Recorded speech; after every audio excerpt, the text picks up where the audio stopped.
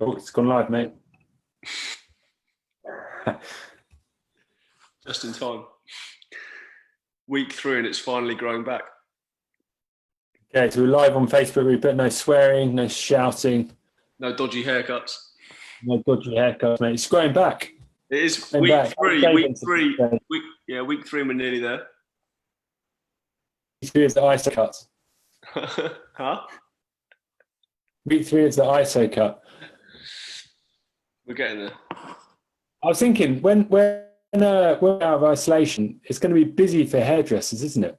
Well, I read today in the Daily Mail, of all places, so... Top professions to be in coming out of isolation. Yeah, I mean, I read that the hairdresser is going to be the first place to open up again, according to the Daily Mail. So you've got to take that as you read it, really. So I'm in luck. If there's any luck, yeah, you might need. So if you've just joined us this evening, this is the guy who needs a new haircut, Rupert, from Kitbag Coaching, getting a bit of branding in there. He's changed his name again, so you don't know where he comes from, but I'll change it back again. But so Rupert's here from Kitbag Coaching. Tonight, ladies and gentlemen, we're going to be learning all about the number one biggest mistake tennis players when they're on the tennis court and they're working on their fitness. So, Rupert, why don't tennis players spend enough time working on their fitness?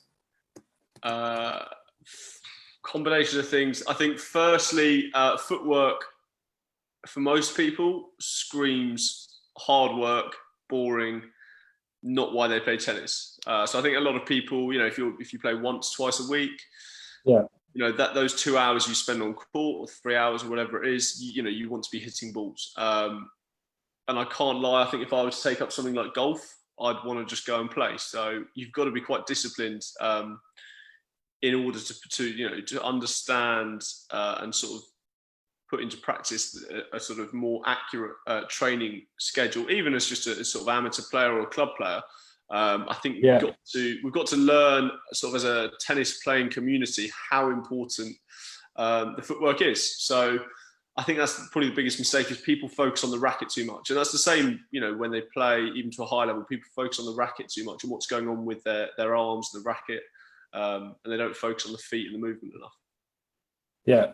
Do you think that goes for all sports though? Because a lot of people, like we see a ton of runners in the clinic and they very rarely go in the gym and work on strength work. But when you get them doing it, they smash their PBs, smash it. Do you think that's the same with tennis players as well? They need to be schooled a little bit around what makes good tennis players. Yeah, and I think also on that note, where you said they sort of have that moment of realization maybe when they are in the gym strengthening. I think tennis players, if they were to try and put a little bit more footwork into their sort of routines, they would see massive benefits. It's like practicing a basket of serves, right? So I say to everyone I coach, just come down and do some serves. As long as you're focusing on the right thing, doing 50 serves is only going to do good. If you're not focusing on the right thing, obviously it's going to do bad. But with serves, for example, if someone doesn't practice their serves at all, if you go from playing 1 hour a week where you might do 20 serves to then practicing a basket of balls for 20 minutes, you've upped your service for that week by, hundreds of percent, near to 1,000% extra. So whereas if you're playing 30 hours a week and you do half an hour of serves, you're only doing a tiny percentage extra. So as an amateur player or a club player who only plays a few hours a week, any extra work you do on those areas has a massive noticeable effect on your game. So get down there, get doing some ladder drills and practice your serves. Do you think part of it is like variability? Because I think for people, like I know, I'm sure you do as well, when you've been on holiday and you get back to playing tennis, that first game coming back is always sweetest, isn't it? Because you've had a bit of a break, you come back, you're much more fresh, much more relaxed. You've had a bit of variety in what you've been doing. You come back and you get on, and then like 2 games in, you're back to being Billy No One. Yeah, I mean, after this lockdown, I've decided I'm not actually going back to tennis. It's going to be too long a break. It's going to be embarrassing. So I'm going to do table tennis from now on. But I might get a couple of games for you now. You might see. I didn't want to mention that, but I'm glad you have. Better Yeah, get no, in I there think when you're right. you can. I think you're right. If taking a break can affect it, but I think mainly it comes back to that thing of people play tennis because they enjoy it.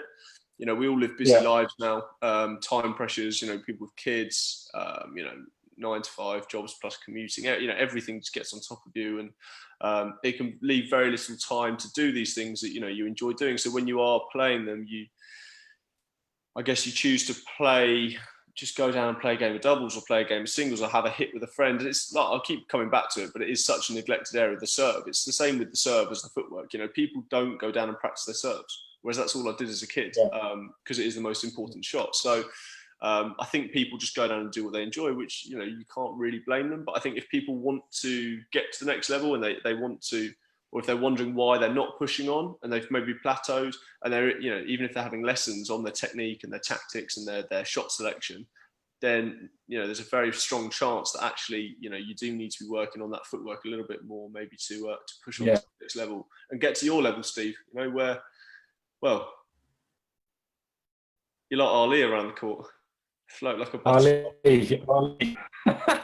I knew you were going to get in tonight. Float like a butterfly, mate. Floating. But sadly, you don't sing like a a bee, though, Steve. That's the problem. You just float. Got to work on my sting. It's got all about the sting, isn't it? I watched Coach Carter. Have you seen that film? Samuel L. Jackson. I've seen it on Netflix. I haven't watched it. I don't really watch films. You need to watch, mate. That is it's a bit of a tearjerker. It's one of those sports films. What's your favourite sports film? My favourite sports film? Yeah. I don't know, really. We should have put this in the pre-talk notes. You can't just throw questions like that at me. Steve. People judge you on your favourite films. The reason I ask is because they're bringing out a documentary on Michael Jordan. Right. Which I think is going to be fabulous. But why don't they have tennis documentaries? They should have tennis documentaries. I think it'd be fascinating looking at the life of a tennis player on the circuit. Massively. I think if we keep going the way we are with the views we're getting, Steve, they'll be asking us to film it before long. So, I mean, there was that one on. There was they did one on Murray, didn't they? After his yeah, they did. That was really interesting. Amazon did one on his hip injury, didn't they? Yeah. Have you seen it? I watched a bit of it.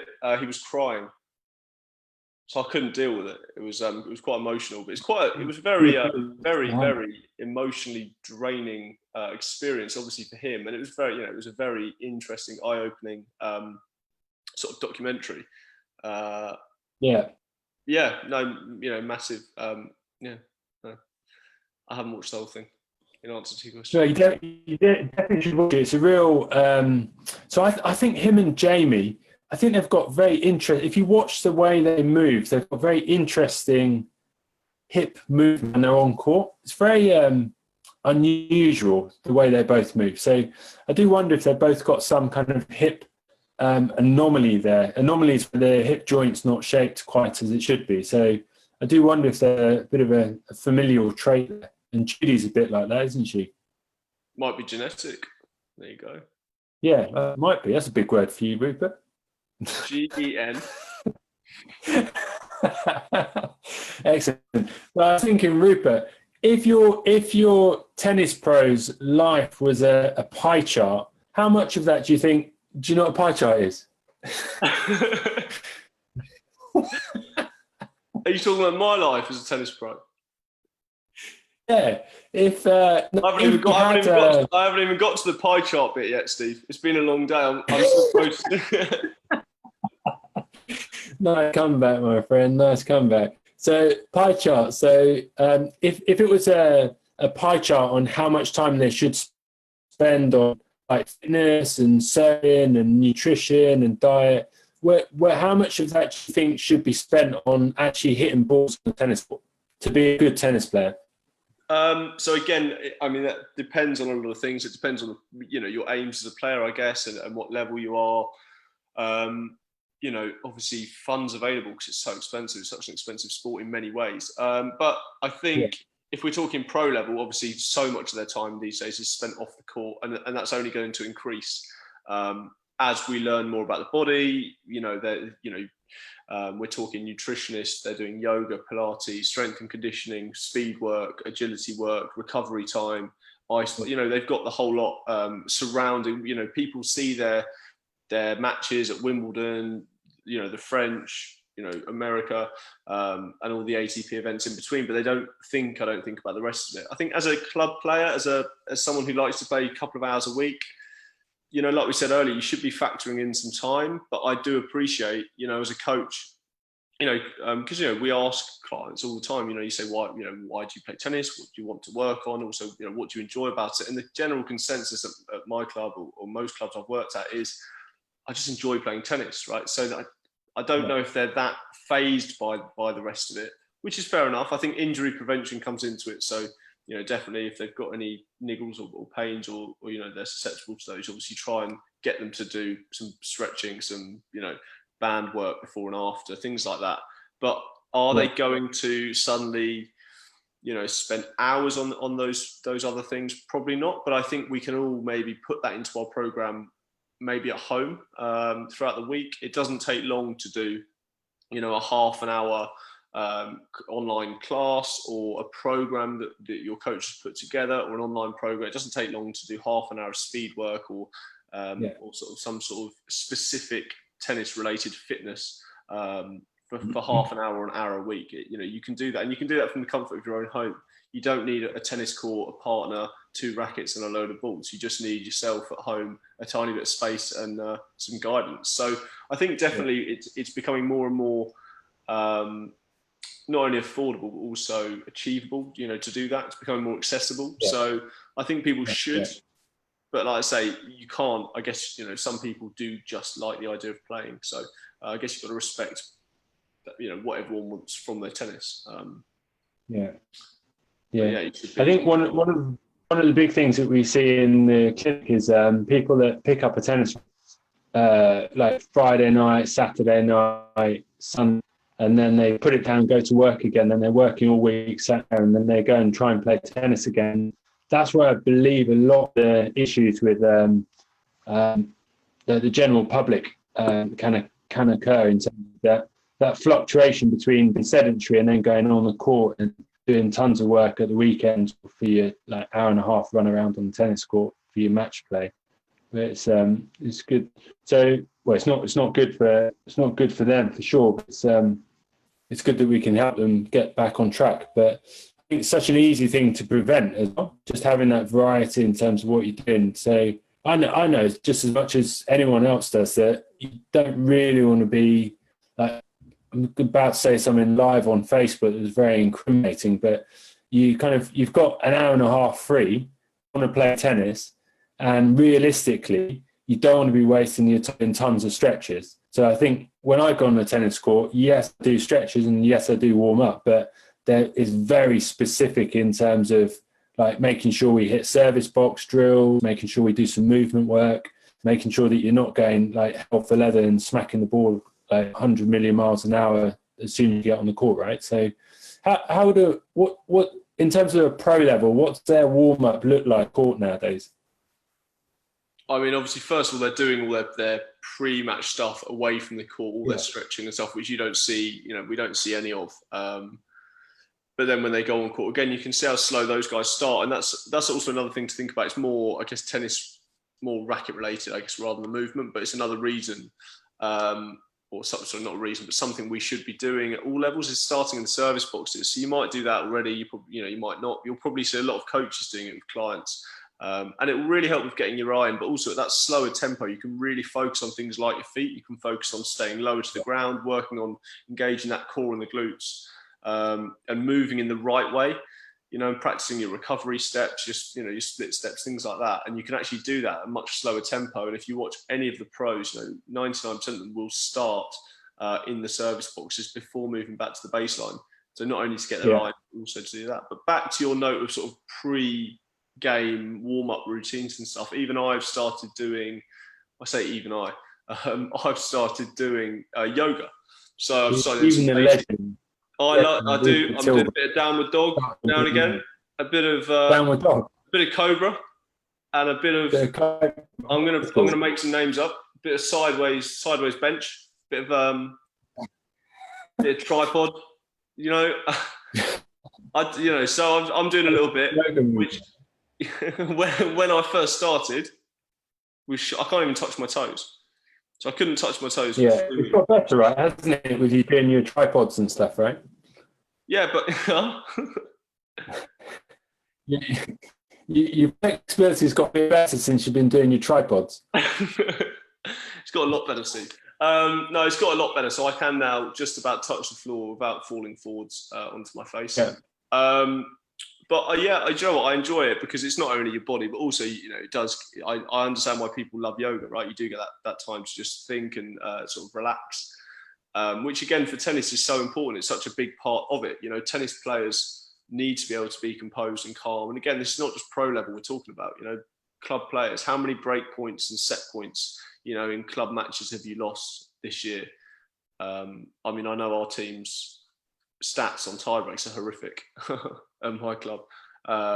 So it just seems but things like that can really help. But yeah, that's something I put into my program, and that's around, before this lockdown, I was doing up to a 70-hour week, over 7 days. I was knackered, but I was still doing it first thing in the morning because I know how important it is. So I think anyone that thinks or says they don't have time, I think if you actually work around sort of what you do already, I think everyone can find half an hour here or there. Look at this. Yeah. People, I think, are finding half an hour to watch us. That's ridiculous, right? So if they can find half an hour to watch us, they should be finding half an hour to stretch and do some footwork stuff, guys. So the power hour, Rupert, is 2 half an hours. Maybe we should do an interactive yoga session next week. Who knows?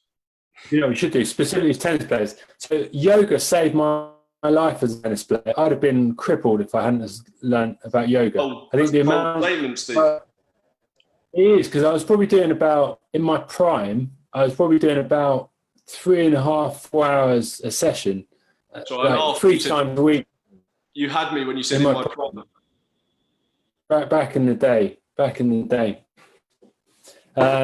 yeah, we're doing like 3.5, 4 hours on the tennis court, 3 to 4 times a week it was, plus games at the weekend, and your hips stiffen up somewhat, like remarkably, when you're playing that volume of tennis, because there's a lot of lateral movement on the court. So lateral movement, if you're doing baseline drills, if you're doing or net play or anything else, then you're really like lunging and using lots of dynamic movements around the court, which are going to be like quite testing on your hip, and your Achilles tendons tend to be the one that gives out on older people, right?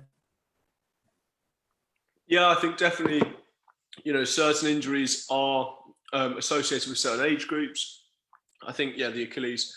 I see a lot of mobility-based sort of. I guess maybe not that we do see a lot of injuries, but also just how it affects your movement at that age. Yeah, even from sort of middle age upwards, really. And again, like you said, a lot of this is avoidable because it's not just an age thing. It's more a mobility thing. It's more, like you say, the body's stiffened up, it locks up, certain joints don't work the way they should do. Muscles become inactive in the back. Things don't fire as they should. And it is all avoidable just by doing, and it's so true. It's why I'm keeping going with the yoga, because it's one of those things. Once you start, it's so easy. It's enjoyable. It gets easier. Yeah.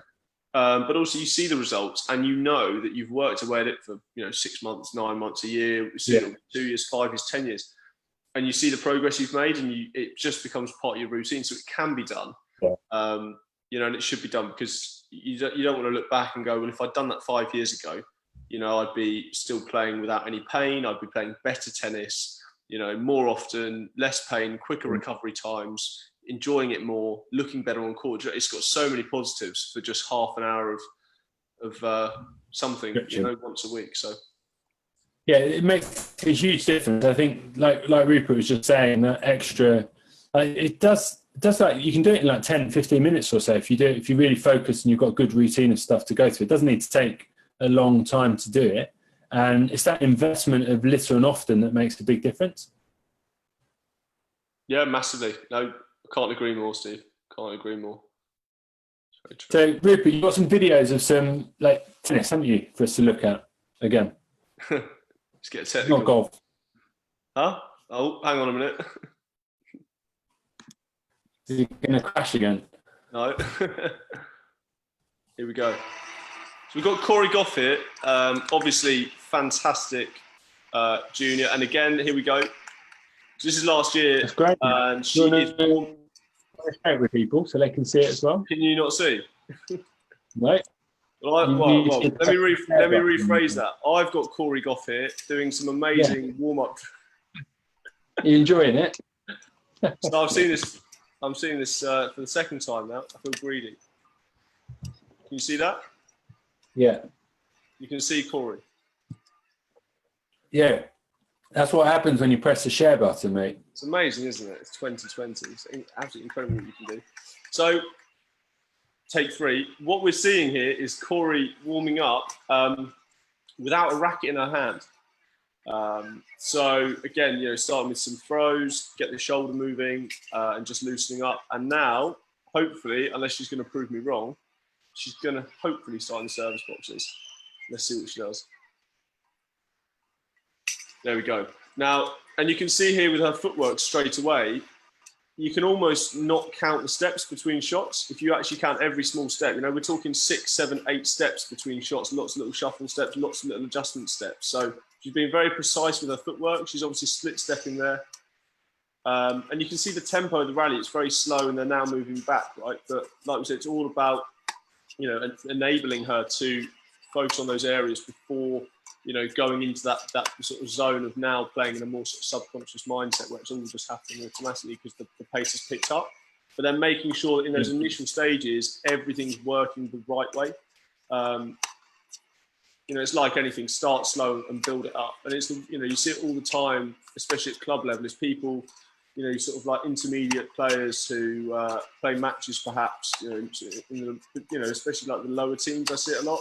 And they go straight to the baseline and start smacking the ball around. And they've got no feel, no control there.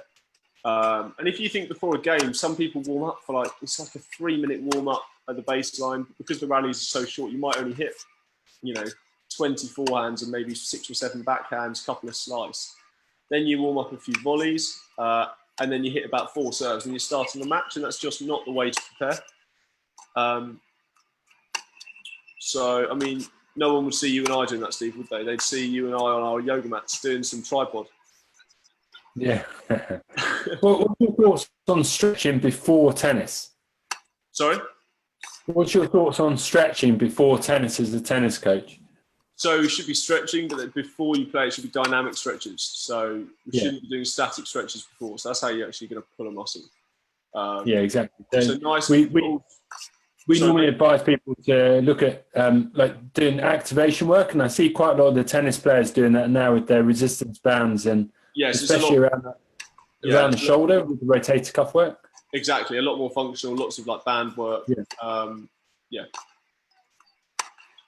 Because that's more relative to what they're about to do, right? And you've got to warm those joints up. You've got to warm the muscles and everything else up, especially like I say around the rotator cuff. It's very sport specific. Yeah. Exactly.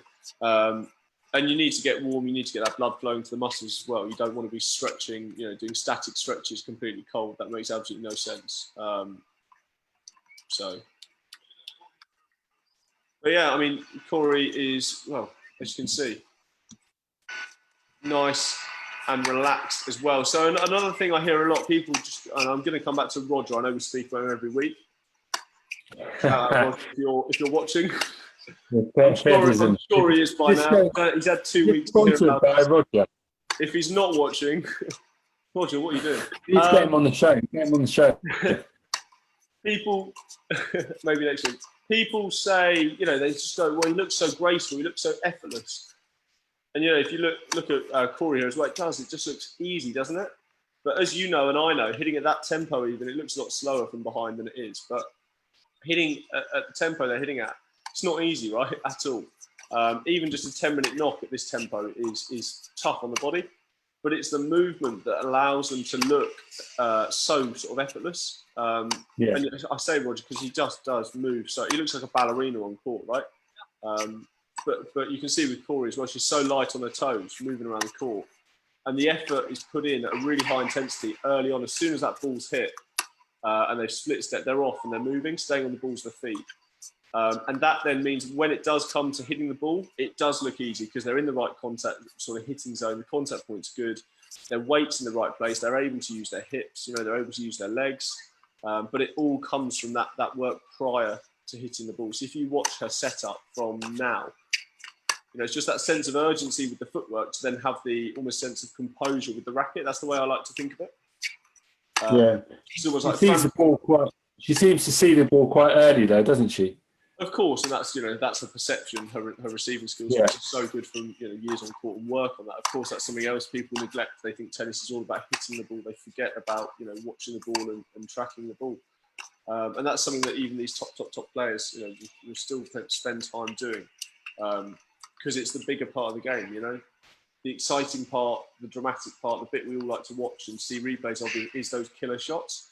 But actually, the sort of the foundations of tennis are the feet, the eyes, and the brain, watching the ball and moving into the right place. So it's definitely something I try and do as much as possible with adults. I think, again, it is harder with adults. I think because it comes back to that thing of limited time.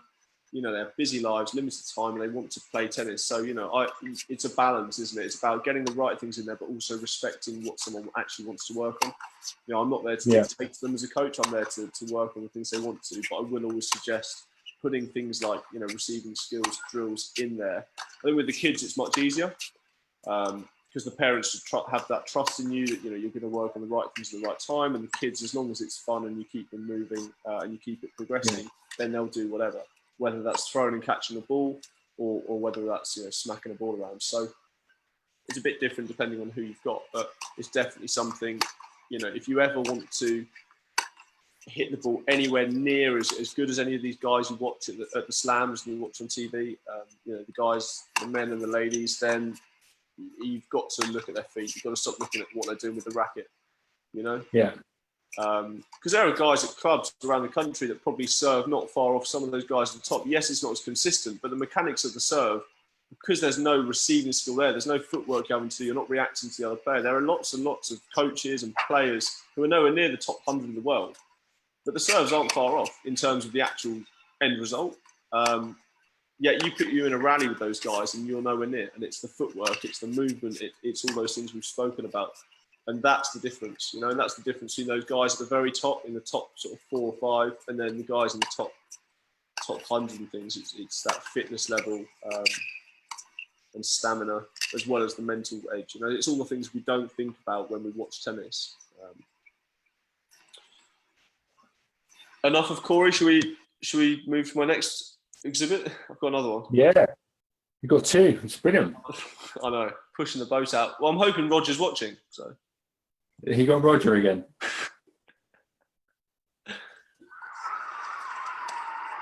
So we've got Roger. Similarly, I picked videos of players warming up here because, and this is just an open practice session, it's not even a match warm-up, but I've picked this because, I should turn it down a bit.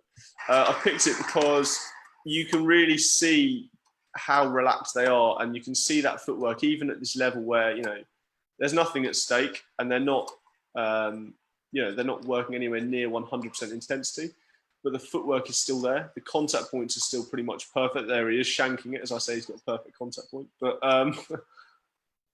the footwork is that fundamental part that they are working so hard on. As soon as that ball's hit to them, it's all about getting in the right place. And that's what people need to remember. I think another thing people forget is when they make a mistake, you see it all the time, and I love watching it. It just makes me laugh. People look at the racket, don't they? And I know I used to do it right as a kid. You look at your racket. Sometimes you throw your racket, Steve. I've never done that, but you look at the racket immediately when you make a mistake. And the better you get, the more you learn. You realise that 99% of the mistakes are footwork based. They're there because you weren't in the right position, or you weren't there early enough to use your body, or you were still moving as you hit the ball. Your weight was going backwards, So, again, these things can be avoided, but you've got to stop thinking about the racket, and you've got to prioritise your movement off the ball and all those sort of extra things that you maybe don't think about at the moment. So, yeah, try and shift your thinking, try and change the way you think about tennis. Dominic Thiem's a bit of an animal when it comes to fitness and footwork, isn't he? Who's that, Roger? Dominic. Oh, Dominic, yeah. Yeah, it's fantastic to watch. I think all those young guys they're so hungry to get get that slam and just push these sort of top three off their sort of pedestal. I think they're just giving it everything, aren't they? Zverev, team, Medvedev, even Kyrgios. My favourite. So they're just not budging, are they? It's incredible. Absolutely incredible. Do you want to see more, or do you want me to? I'm good. It's a bit bitty, actually. I'm afraid. It's it's been chewed up a bit tonight. Everyone's obviously watching. What's that program that everyone's watching? This. No, the saying earlier, the program that everyone watches at 8:00 on a Monday evening. Killing Eve. Killing Eve, yeah.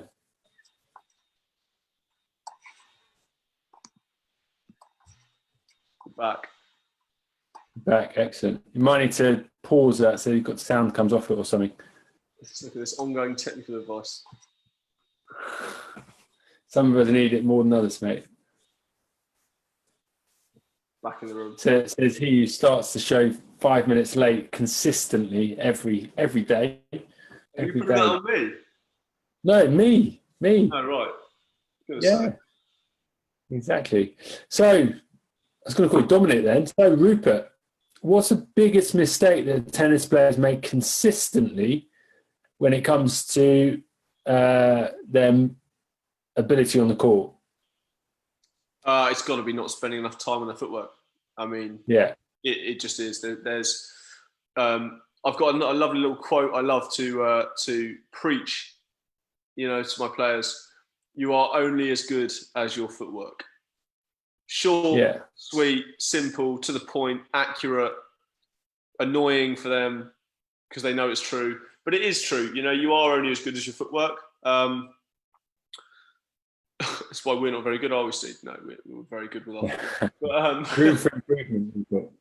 But yeah, I think you are only as good as your footwork. I think always just, if you make a mistake, the best thing to do is when you make a mistake, try and sort of self-analyze and just think, before you think, I hit the net because my racket was pointing down or I started with my racket too high. Just think, were you in the exact position, the best possible position, to within a couple of centimeters? Was your weight forwards? Were you in the best stance for that shot? Did you use your legs effectively, and therefore did you bring your hips through? Just think about those things, and if they all tick the boxes, then fair enough. Then you can look at everything else and think, okay, yes, your racket face was too close or whatever it is. But 99% of the time, you won't tick all those boxes when you make a mistake. One of those things will be off. It will be that you were too close to the ball. That's a very common one, or you were too far away. Maybe you were still moving. Maybe your weight was in the wrong place. So your contact point, this is the other thing to remember, your contact point itself can technically be the correct contact point. So the racket in relation to your body can be in the right place, but you can still have your weight in the wrong place.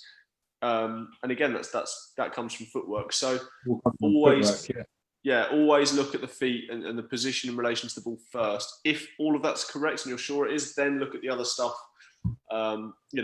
Like racket angle, things like that, sort of swing speed, path of your racket. But until you're sure your footwork's perfect, don't look at the other stuff. Yeah, for sure. Good. So straight from the horse's mouth, ladies and gentlemen. So you've heard it here tonight. The number one mistake tennis players make is not working enough on their footwork. So number one, get that right. But you're back on Friday, aren't you? What have we got in store on Friday? Can I just give them another one of my little analogies? Come on. Only because I've written it down in the notes. He's feeling neglected because it's right underneath my amazing quote, you're only as good as your footwork. So your potential as a tennis player is in a locker, right? Steve, I'm talking to you. Your potential, and everyone else out there, Roger, listen up. Your potential is in a locker, right? And it's locked. Your footwork... Where's my key? I haven't got my key. Your footwork is the key. You can have that key, people, but you need to put the work in. You can unlock it and you can have access to all of your potential as a player. But I need to put the key in, not the lock. The work. It's the key. Put the key in the lock. Put the key in the lock to unlock it. I know how they work, Steve. Literally, put the key in the lock, get it open, but you can only do that. Yeah. The key is your footwork. You've got to put the work Yeah, in. exactly. But basically, yeah, you've got your potential there, but you can only access it if you put the footwork in. Great one. I mean, I love that. I'm going to write a short book down to that one. That's a brilliant one. I'm going to write a book. You need to put it on your T-shirt next time you get some printed. Well, we've got the new batch coming this week. I'll be in grey on Friday. Yeah, I'm excited about that. You're going to get me one, are you? Huh? We'll ship one over to you. I'm thinking hats next. Hats. I'm not too sure about the Lendl, the Ivan Lendl peak there. I can do Hewitt if you like. Yeah, you got the same haircut, mate. Right, anyway, go on. Just enough about my hair. Crack on. What are we doing now? So, Friday night, what are we doing Friday night, tennis-wise? Should I pretend I know? Tennis talk. Tennis talk. So I think we should do a little bit about volleys. Interesting. Because I think that's a nice follow-up in footwork, don't you think? Yeah, I love a volley.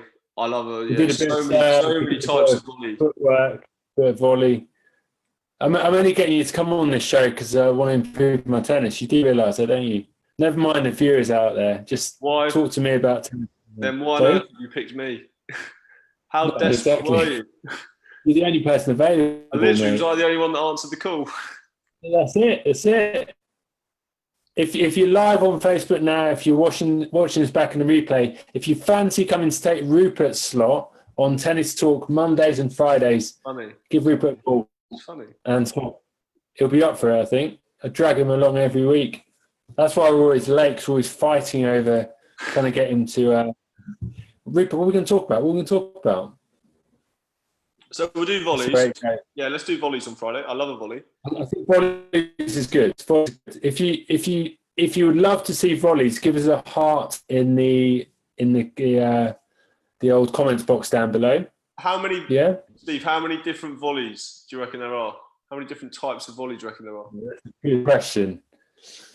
High volley, low volley, drop volley. Don't tell me. I'm doing the same. Don't tell you. I'm thinking 6, 7 I can think of. I've got 6.5. Don't know if a half volley counts. 6.5. Do you get it? 6.5. That's too quick, mate. That is too quick. Lightning. That's the coffee.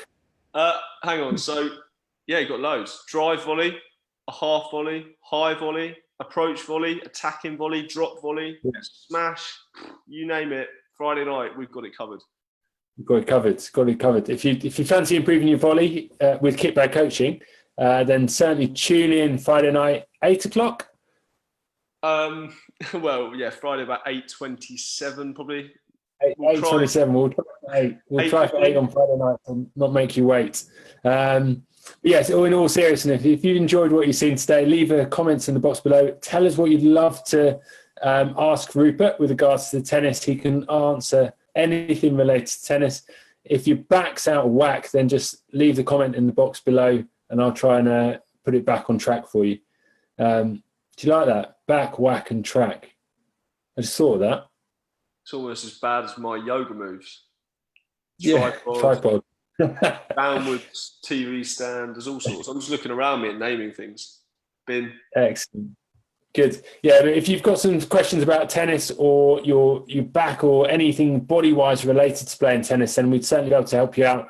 So leave your details in the box below. We'll get back to you as soon as possible with regards to any questions that you have, any burning desires that you have with regards to improving your tennis. This guy's your man, and he'll get you sorted out. Rupert, you're running some... that's you. So, Rupert, you're running some tennis lessons with us, aren't you, online? Yeah, massively, excited about these sessions because I've been begging to work with Steve for years, as you can tell from his sarcasm and horrific humour towards me. I've just been knocking at his door, sending him emails. I've just found out it's been going to his trash. But he's finally said yes.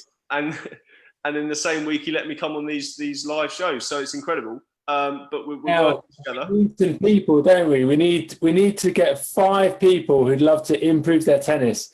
and they want to work on fitness and drills online, and they're in lockdown as well. So if you're in lockdown and you're a tennis player, leave your details in the box below, as well as all those people asking Rupert questions, and then we'll get back to you as soon as possible and hook you up with sessions with Rupert for Zero to come and try out. So if you want to come and try it out, here's your man. There you go. You see, that's it. Simple as that. Plug it this week. You did it all for me. Right, brilliant. Brilliant. Listen, it's been great talking to you, and a bit of fun tonight. Hopefully you're okay and you're enjoying lockdown and you're fighting fit and getting ready to pump it back on the tennis court coming out. So looking forward to seeing you all soon, and we'll see you later. Take care, guys. Bye-bye. Bye.